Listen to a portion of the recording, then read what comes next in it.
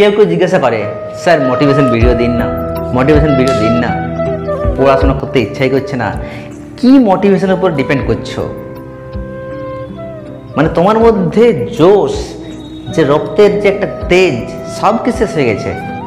প্রত্যেকটা কাজের জন্য এখন মোটিভেশন চাই। তোমাদের বাড়িতে দেখেছো একজন পুরুষ, একজন ভদ্রলোক থাকে, একজন ভদ্র মহিলা থাকে। ভদ্রলোকটিকে আমরা বাবা বলি, ভদ্র মহিলাটিকে আমরা মা বলি। ওনাদেরকে দেখে নিয়ে তোমাদের কোনো কিছু হচ্ছে না, কোনো ফিলিং আসছে না এখানে, যে সকাল থেকে সন্ধ্যা পর্যন্ত তোমাদের জন্যে পরিশ্রম করছে, রাত দিন এক করছে তারা, যাতে করে তাদের সন্তান একটা বড় জায়গায় পৌঁছাতে পারে, কিছু করতে পারে, নিজের পায়ে দাঁড়াতে পারে।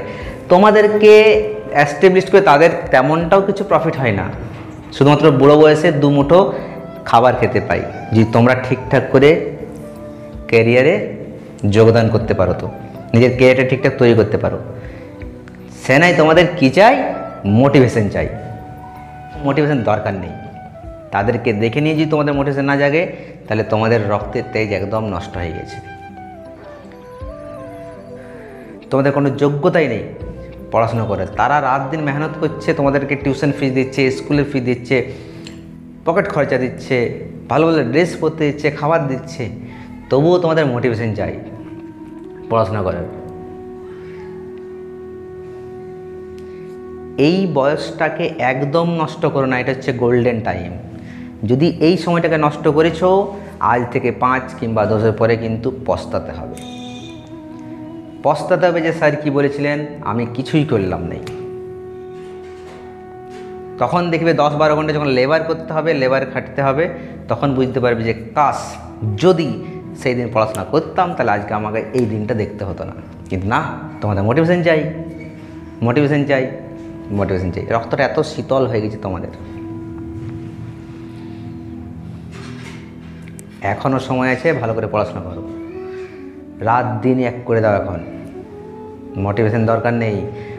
মোটিভেশন তোমার ওই বাড়িতে যে দুজনকে দেখতে পাচ্ছ, ওনারাই হচ্ছে মোটিভেশন। এমন কিছু করো যেন ওনারা নিঃসংকোচে বলতে পারে যে এরকম ছেলেই দরকার, এরকম মেয়েই দরকার। This is the golden time, don't waste ইট।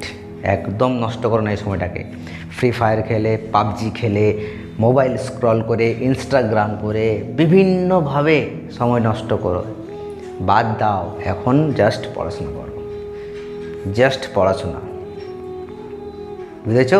আর নিজের হেলথের উপর শারীরিক এক্সারসাইজ করো, গেম খোলো, শারীরিক ফিজিক্যাল ওয়ার্কআউট, ফিজিক্যাল গেম খেলো। মোবাইলের গেম খেলে লাভ নেই কিছু। ওকে, চলো।